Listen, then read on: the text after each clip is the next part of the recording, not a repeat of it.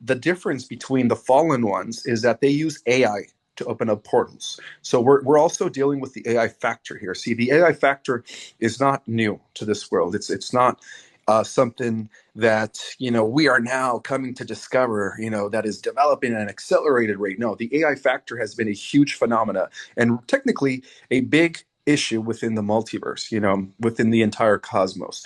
So there are other civilizations that had already developed AI before our own, millions of years ago, where they ended up destroying themselves by developing what is known as the last invention.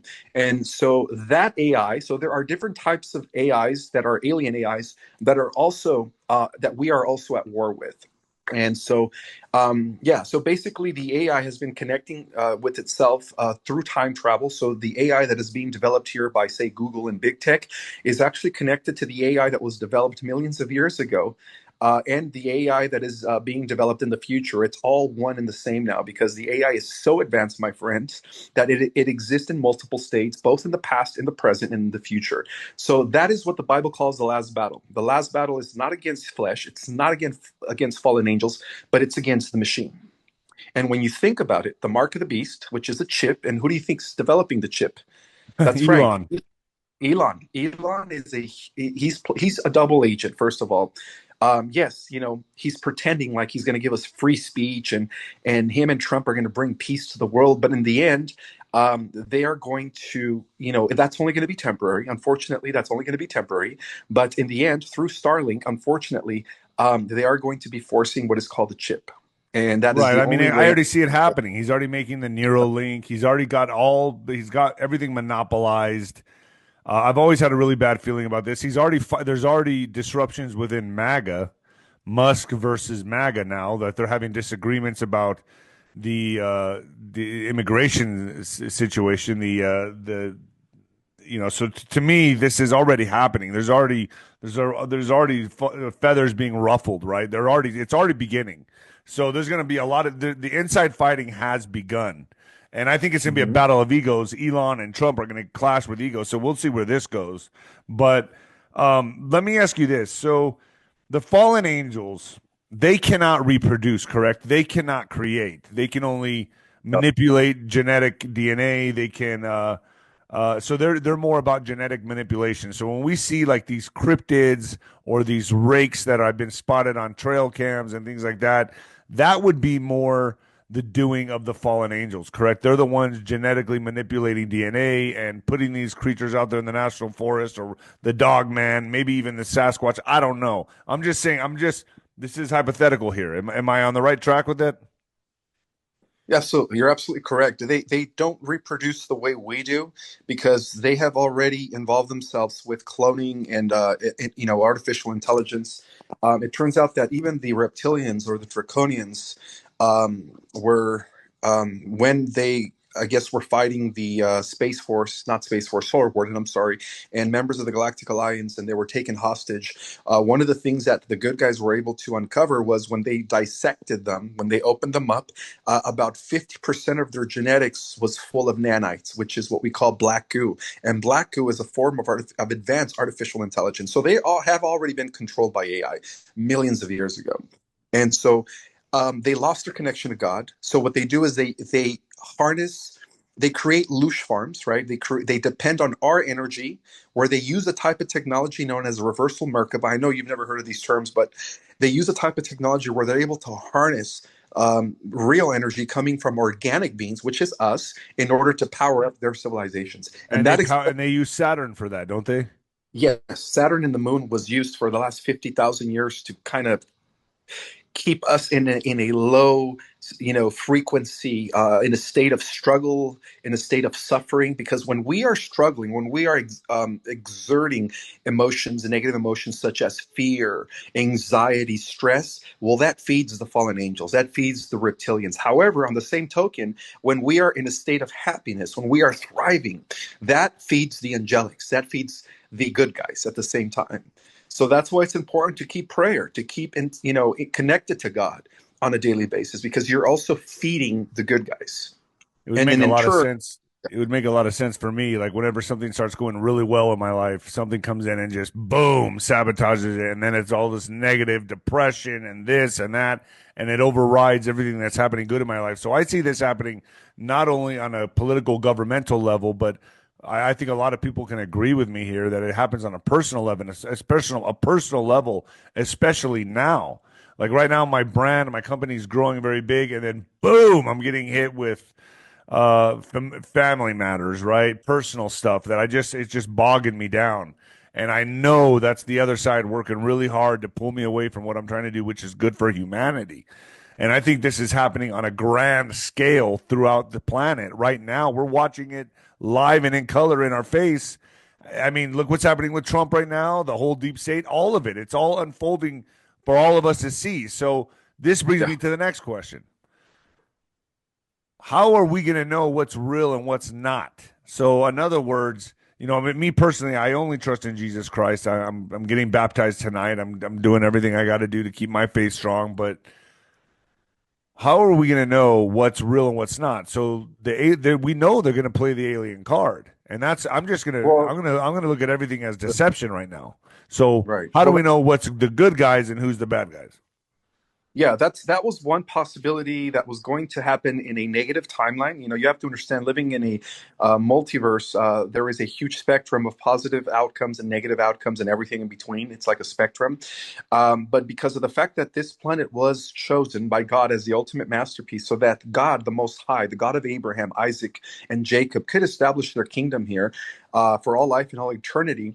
Um, all of the negative timelines, my friend, were canceled. So right now, what we're seeing is, yes, even though they're trying to bring us into a negative timeline by executing a fake alien invasion in order for the deep state to implement their one world government, the angels, or what we call the galactics, they are not going to allow it. And that explains why they are now intervening. And this is what the Bible calls divine intervention. Now, I know that some of your audiences are going to have very difficulty digesting the correspondence between positive extraterrestrials and the angels, but you have to understand that, as indicated in the Bible, they have the ability to pierce into our reality at will, and we don't have that ability because they're operating in higher dimensions.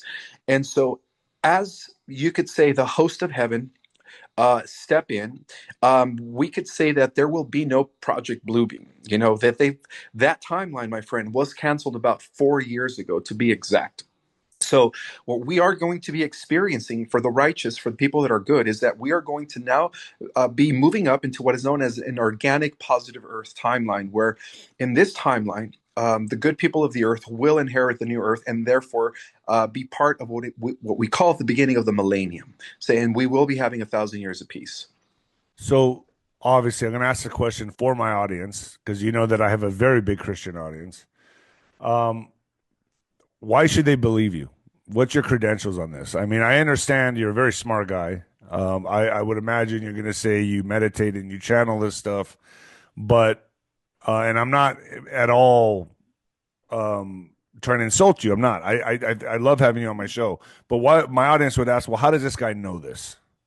Because on top of being an avid meditator, a person who's connected with the angels, galactics, whatever you want to call them, I also have a personal relationship with Jesus, believe it or not. Jesus is the firstborn in heaven, and in the heavens, he is known as the King of all celestials.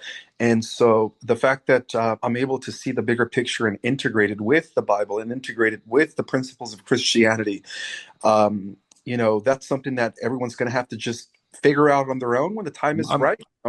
Well, I'm going to leave it up to my audience to decide Yeah. this.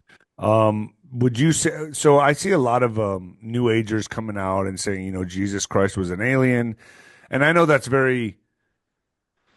it's probably very complex and it's a loaded. I mean, it's for a lot of these people to come out and say he's an alien. Can you clarify that for me from your stance on this?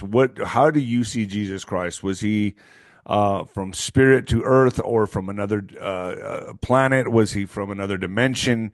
All the above. What are we looking at here with Jesus Christ? How do you interpret Jesus Christ and his teachings? Well, in the words of the Christ quote, I am not from this world. I was sent from above. He stated that a few times in the Bible, various times. And so I could understand why some people believe he was an alien, but anything that is not of this realm, let's just call it a realm because we have the physical realm and then we have the spiritual realm. Would you agree? Let's just say everything that is not from the physical realm is alien to us. Now, I know alien is a very derogatory term to use. So the best way to explain this is this, that the firstborn in heaven, right? We're all children of God. You know, Jesus was just the firstborn in heaven, and that's why he sits at the right hand of the Father, and that's the reason why all the celestials answer to him. Um, did come down. It did come down and incarnate in human form in order to complete what is known as his seventh bestowal. So he was crucified. The crucifixion was part of the plan in order for him to have absolute control of this universe. So it was a test that was given to him by the Father, the universal Father, known by many names. So one of the things that I do disagree with Billy Carson, and this is why I think he shot himself in the foot when he was trying to debate Wes Huff, I believe, is the fact that he denied the crucifixion. That was his biggest mistake. Oh wow. Crucifixion. I don't know if you heard about that debate, but Yeah. yeah, he heard. Yeah, he denied the crucifixion. The crucifixion was Jesus's final seventh bestowal. He had to Way to go undergo. his career. Yeah, pretty much, because he went Yeah. against God. You know, he's Yeah. so the whole point is this. I even believe in the crucifixion, and I've studied all kinds of esoteric literature and knowledge, and it's all there, my friend. That Jesus the Christ was the firstborn of heaven. He sits at the right hand side of the Father, and he is King of all celestials, and therefore he is, we could say God made flesh, and he came to show us the way back to the Father, which is.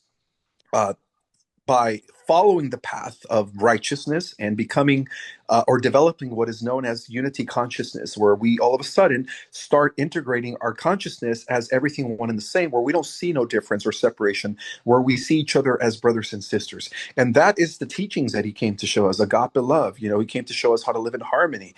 These are principles that are being implemented and being abided by all the good races out there.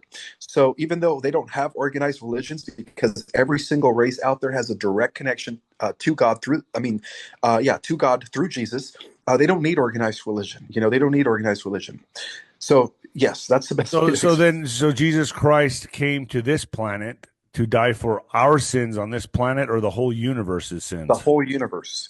So His but if there's sacrifice, other okay, but if there's other beings out there that are more advanced than us and we are a fallen race of people, what does he need to die for their sins for? because of that, because he came to not only, you could say, redeem our world, but his crucifixion actually changed the outcome of the entire universe. Because at that point, Lucifer was getting ready to enact absolute domination of the entire universe, and so Jesus needed to, uh, you could say the best way to explain it is he needed to, I guess, let's what's the word that wants to come to me? He needed to fix that. He needed to fix Right? that. It was more like a chess move, right? He needed to be the Yes, blood sacrifice, and Satan thought he was winning by killing the Son of Man, but he did yeah, not expect him to rise within 3 days, correct? exactly.